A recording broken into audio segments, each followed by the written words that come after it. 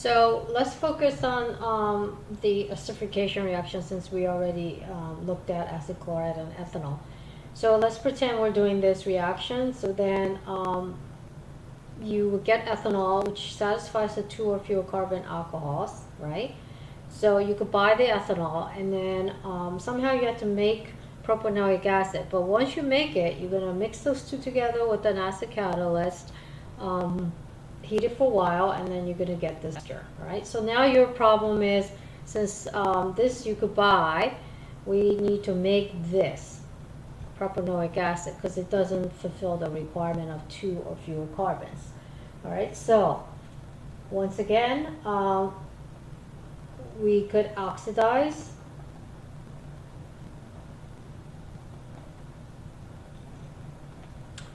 from our primary alcohol, same number of carbons, different oxidation state. So then you react with a strong oxidizing agent, chromic acid. And then here, same problem as what we had before, which is this, 1, 2, 3, propanol, right?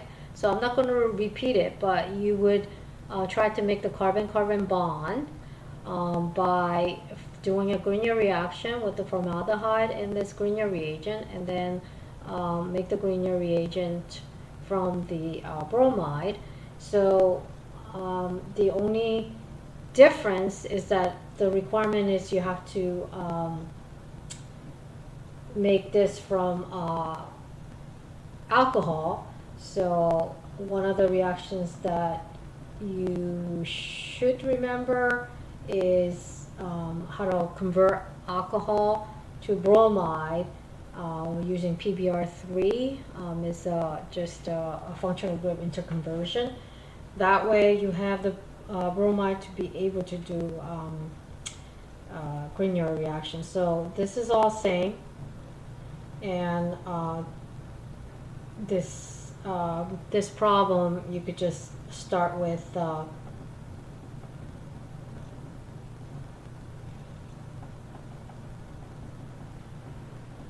PBr3, all right, and then all these other steps would be exactly the same, right? So so that you're not getting confused. Let me erase it from here. I was just being lazy, not having to rewrite it. All right. So this is Grignard, which is same as up here. All right. So I think this sort of summarizes some of the problems that you're going to be faced with.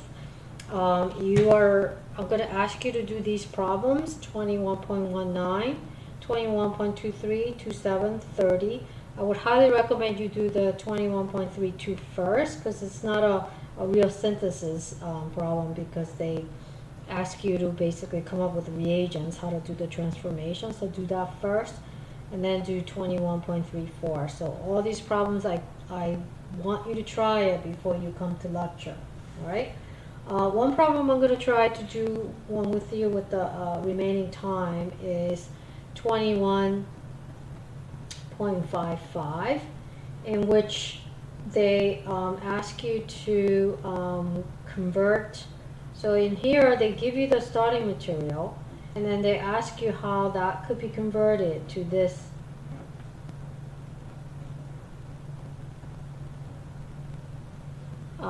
product. All right, so don't try to figure out how to go from here. Don't start from here, in other words, and then try to go here. It's way too many steps to try to figure that, because it's like trying to do 6 steps all in your head. All right, so keep in mind what you're starting with, but for now what you should do is ask yourself, what functional group do I see here? You should see an amide.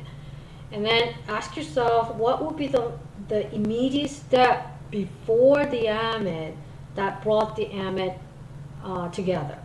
So in other words, what reactions give you an amide, right? So you know that you could have acid chloride and an amine to give the amide. So let's try that. So then notice this portion is going to be the amine portion.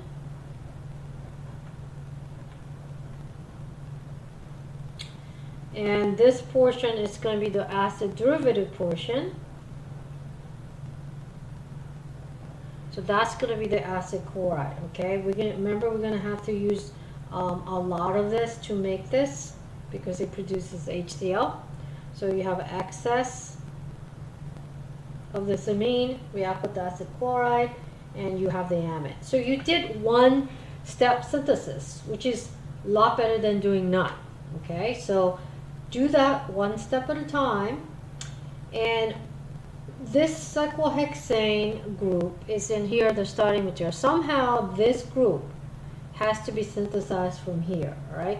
This is considered to be a reagent, so you're good, all right? So then, once again, pretend, just cover everything up. Pretend this is your synthesis problem, this amine. And you don't have too many ways that you learn how to make amines. So one way you learned how to make amines was a reduction from an amide.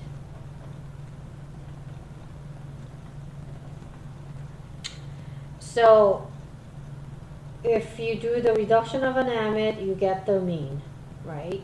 So then this is another problem, like this problem. You have another amide that you need to synthesize.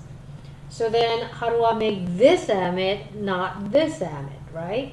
So then notice now the amine group is on this side and the carboxylic acid group is on this side. So you would need this acid chloride with excess of this amine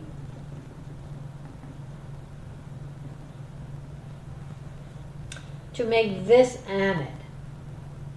So then once again, you are showing how you make this acid chloride, which is thionyl chloride from the carboxylic acid. Right? So you keep going back and see if you can make the connection now. Can this be converted to this? All right, so notice this starting material is only 6 carbon, but this is 7 carbon total. What's missing is this carbon of the carboxylic acid. So somehow we have to make a carbon-carbon bond connection, and that should trigger one of these carbon-carbon bond formation reaction. All right, and there's a couple ways you could do it. You could do it by cyanide, or you could do it by Grignard. And I think since you're so familiar with the Grignard, you should be able to easily come up with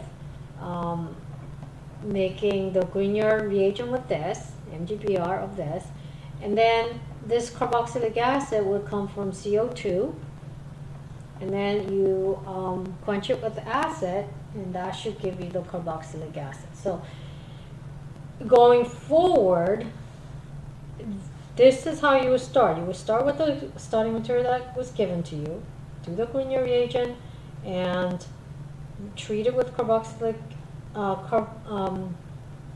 carbon dioxide and the acid to get the carboxylic acid. You make the carbon-carbon bond. You treat it with thionyl chloride to make the acid chloride. You treat that acid chloride with excess of this methylamine to get this amide, and then you reduce to an amine so that you could make this amide that was the original problem. All right. So I hope that these 3 examples give you some idea of how to approach these problems, and that is to number one, recognize the functional group, and then once you recognize the functional group, figure out how to make that type of functional group. For example, if it's an anhydride, what are the 2 things that you need in order to make anhydrides? In order to make esters, what are the 2 things that you need to make esters, ester, etc. Right? Once you know, for an amide you need an acid chloride and an amine, look at the product that you're trying to make and come up with the specific acid chloride and the specific amine that you need. So you need to be able to figure out that, which side is going to be the acid chloride and which side is going to be the amine in this example. And then just keep doing that over and over again every step of the way. So keep drawing the arrow and ask yourself, how do I make this? How do I make this? And then keep going back until you satisfy the limitations or the starting material that you're asked to start with. All right. Good luck in doing these problems. So we'll be doing a lot of these problems in class. If you came up with a synthesis you're not sure is right or wrong, and it's different from the answer that's given in the answer book, do not erase it.